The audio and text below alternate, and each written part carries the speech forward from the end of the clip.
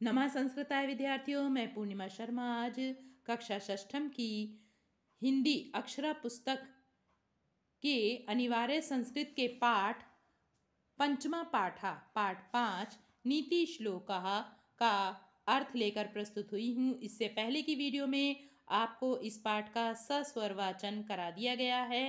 प्रारंभ करते हैं इस पाठ का अर्थ। सर्वे भवन्तु सुखिनः, सर्वे सन्तु निरामयाः, सर्वे भद्राणि पश्यन्तु, मा कश्चित् दुर्भाग् भवेत्। सभी सुखी हों, सभी निरोगी हों, सभी का कल्याण देखें अर्थात सभी का अच्छा हो। माँ कश्चित् दुर्भाग् भवेत्, कोई भी दुख का भागी ना हो। माँ का मतलब है ना और भवेत् मतलब हो, कोई भी दुख का भागी ना हो। सभी सुखी हों, सभी निरोगी हों, सभी का कल्याण देखें अर्थात सभी का अच्छा हो, कोई भी दुख का भागी ना हो। माँ का मतलब है ना।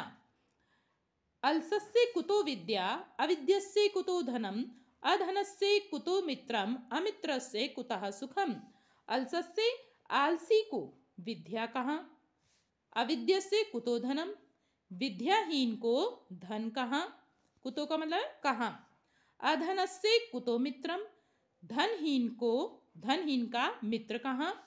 अमित्र से कुतः सुखम, और जिसका कोई मित्र नहीं है अमित्र को सुख कहाँ, यानी कि जिसका कोई मित्र नहीं है उसे सुख कहाँ। एक बार फिर से देख लेते हैं। आलसी को विद्या कहाँ, जो आलस करेगा उसे ज्ञान प्राप्त नहीं होगा। अविद्या से जिसके पास विद्या नहीं है, ज्ञान नहीं है, उसे धन कहाँ। अधन से धनहीन को मित्र कहाँ, धनहीन का कोई मित्र नहीं होता है, जिसके पास धन नहीं होता। अमित्र से कुतः सुखम, और जिसका कोई मित्र नहीं है उसे सुख कहाँ। विद्या ददाति विनयम, विनयात् याति पात्रताम, पात्रत्वात् धनम आपनोति, धनात् धर्मा तथा सुखम। विद्या विनय मतलब विनम्रता देती है। विनयात् याति पात्रताम, विनम्रता से पात्रता यानी कि योग्यता, याति मतलब प्राप्त होती है। पात्रत्वात् धनमाप्नोति, योग्यता से धन प्राप्त होता है। धनात् धर्म, धन से धर्म, और तथा सुखम, और फिर उससे सुख होता है। पुस्तक स्थातु या विद्या परहस्त गतम धनम, कार्यकाले समुत्पन्ने न सा विद्या न तद्धनम।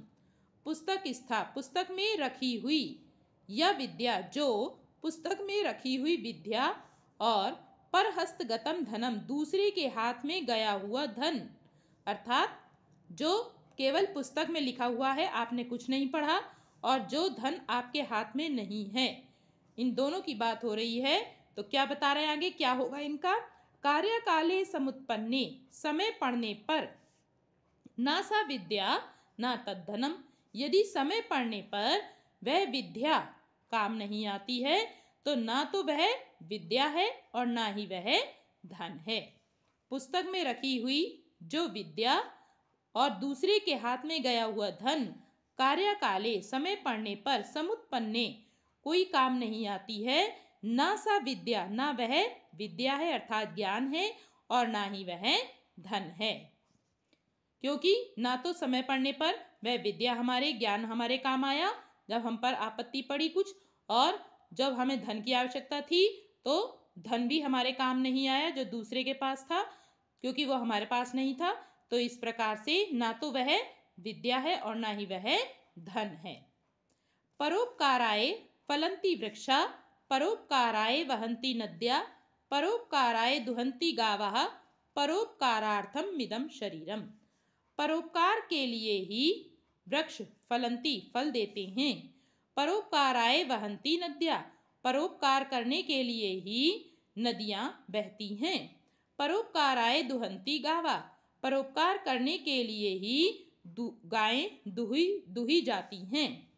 परोपकारार्थम इदम शरीरम, यह शरीर परोपकार करने के लिए ही है। देखिए, वृक्ष जो होते हैं, जो फल देते हैं, वो दूसरों के लिए देते हैं। नदियाँ जो बहती हैं वो भी दूसरों के लिए बहती हैं, और गाय जो दूध देती है वो भी दूसरों के लिए ही देती है। तो ये शरीर भी जो है परोपकार दूसरों के कार्य के लिए ही हो, तभी वो उसका होना सार्थक है। एक बार फिर से देख लीजिए, परोपकार के लिए वृक्ष फल देते हैं, परोपकार के लिए नदियां बहती हैं, परोपकार करने के लिए गाय दुही जाती हैं। यह शरीर परोपकारार्थमिदं, यह शरीर भी परोपकार के लिए ही है। आज के लिए इतना ही। अगली वीडियो में इस पाठ के शब्दार्थ और अभ्यास कार्य के साथ मिलेंगे। धन्यवाद।